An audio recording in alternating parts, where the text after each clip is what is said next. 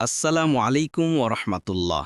প্রিয় দর্শক, আশা করি আল্লাহ পাকের অশেষ রহমত ও দয়ায় আপনারা সকলেই অনেক ভালো আছেন। আর যেই সমস্যায় আছি, দোয়া করি আল্লাহ রব্বুল আলামিন আমাদের সকল সমস্যার উত্তম সমাধান করে দিক।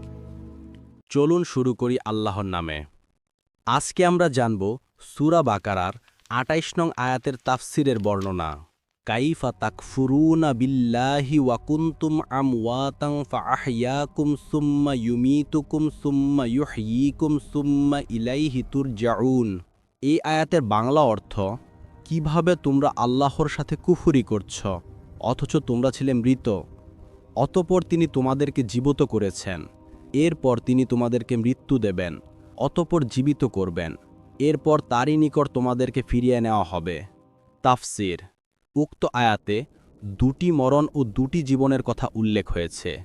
প্রথম মরণের অর্থ অস্তিত্বহীনতা, মানে কিছুই না থাকা, আর প্রথম জীবনের অর্থ মায়ের পেট থেকে বের হয়ে মৃত্যুবরণ পর্যন্ত জীবন। অতঃপর মৃত্যু আসবে এবং তখন থেকে যে আখেরাতের জীবন শুরু হবে সেটা হবে আমাদের দ্বিতীয় জীবন। কাফেরগণ এবং কিয়ামতকে অস্বীকারীরা এ জীবনকে অস্বীকার করে থাকে। ইমাম শাওকানি কোনো আলেমের অভিমত উল্লেখ করে বলেছেন যে মৃত্যুর পর হতে কিয়ামত পর্যন্ত কবরের জীবন দুনিয়ার জীবনেরই শামিল। তবে সঠিক কথা হল, বারজাকি জীবন অথবা কবরের জীবন হচ্ছে আখিরাতের জীবনেরই প্রারম্ভ এবং তার শিরোনাম। কাজে আখিরাতের জীবনের সাথেই বারজাকি জীবনের সম্পর্ক। ফাতহুল কাদির।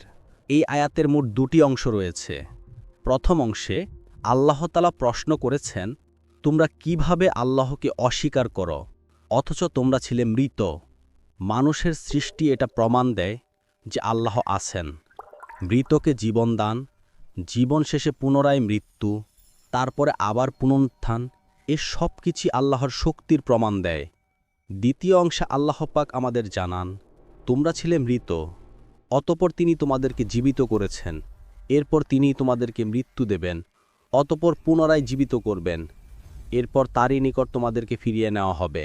মুফাসসিরগণ বলেছেন, এ আয়াতে মানুষের জীবনচক্রকে ৪ ধাপে বর্ণনা করা হয়েছে।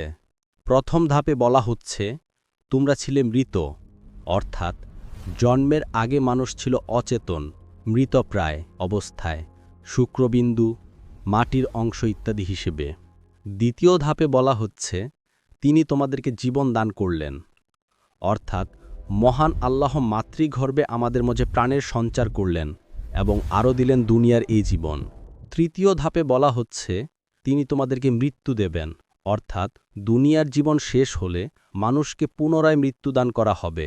চতুর্থ ধাপে বলা হচ্ছে, তিনি আবার জীবিত করবেন, অর্থাৎ কিয়ামতের দিনে আল্লাহ সবাইকে পুনরুত্থিত করবেন, জীবিত করবেন এবং সবাইকে একত্রিত করবেন, এরপর তারই কাছেই প্রত্যাবর্তিত হবে, অর্থাৎ কিয়ামতের ময়দানে আমাদের কৃতকর্মের হিসেব নিকাশ ও শেষ বিচার সংগঠিত হবে। এই আয়াত আরও দুটি গুরুত্বপূর্ণ বিষয়ের চিত্র আমাদের সামনে তুলে ধরে। তা হল তাওহীদ তথা আল্লাহর একত্ববাদের প্রমাণ। এ আয়াত মানুষকে মনে করিয়ে দেয়, দুনিয়ায় আসার আগে আমরা কিছুই ছিলাম না, আল্লাহই আমাদেরকে জীবন দান করেছেন এবং মৃত্যুর পর আবার তিনি আমাদের জীবিত করবেন। তাহলে তাকে অস্বীকার করার পেছনে আমাদের কী বা যুক্তি থাকতে পারে? ২.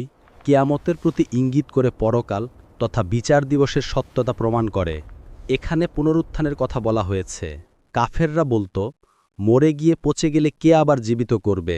তার ওই প্রেক্ষিতে মহান আল্লাহ বললেন, তিনি যেমন প্রথমবার আমাদেরকে জীবন দান করেছিলেন, ঠিক তেমনি দ্বিতীয়বার পুনর্জীবন দিতে তার কোনোই অসুবিধা হবে না।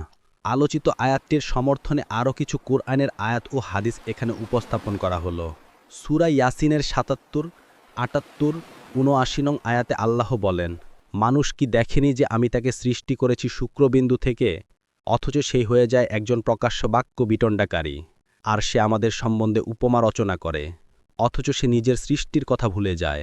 সে বলে, কে অস্তিত্বে কান সঞ্চার করবে যখন তা পচে গলে যাবে?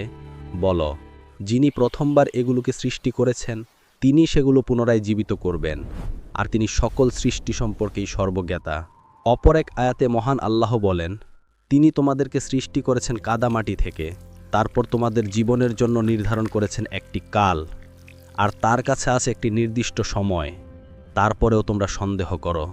সূরা আনআম আয়াত নাম্বার 2।